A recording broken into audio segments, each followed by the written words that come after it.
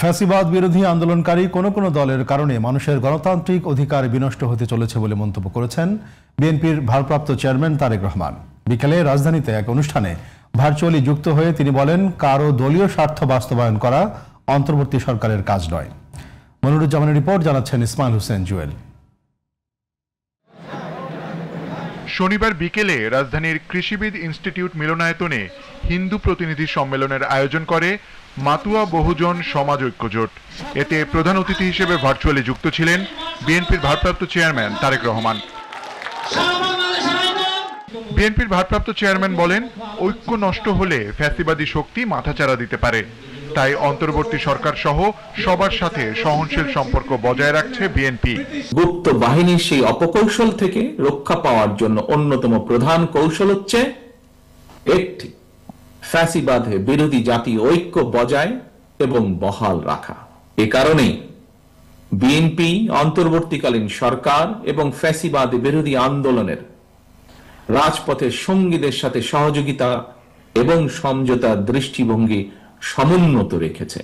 গুপ্ত পথে ফ্যাসিবাদের পক্ষের শক্তিগুলো যেন দেশকে অস্থিতিশীল করতে না পারে সে বিষয়ে অন্তর্বর্তী সরকারকে সজাগ থাকার আহ্বান জানান তারেক রহমান। জনগণের প্রতি দায়বদ্ধ, জনগণের কাছে জবাবদিহিমূলক একটি গণতান্ত্রিক সরকার প্রতিষ্ঠাই বর্তমান অন্তর্বর্তীকালীন সরকারের অন্যতম প্রধান কর্তব্য।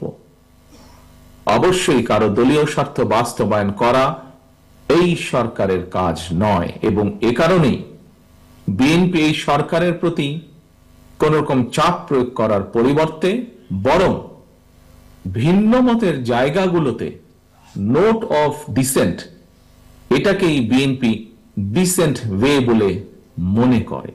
সম্মেলনে মির্জা ফখরুল ইসলাম আলমগীর বলেন, অভ্যুত্থানের পর সবার জন্য সমান অধিকার নিশ্চিতের যে সুযোগ তৈরি হয়েছে তা বাস্তবায়ন করা হবে। আমরা দেশকে সেইভাবেই গড়ে তুলতে চাই যেখানে সকল ধর্মের, সকল গোত্রের মানুষের সমান মর্যাদা থাকবে। বিএনপি ক্ষমতায় গেলে হিন্দু সম্প্রদায়ের বিভিন্ন সমস্যা সমাধানে অগ্রাধিকার দেওয়া হবে বলেও জানান মির্জা ফখরুল ইসলাম আলমগীর। তাদের বাস করার উপযোগী একটা দেশে রূপান্তরিত করতে চাই। Ismail Hossain Jewel, GTV news, Dhaka.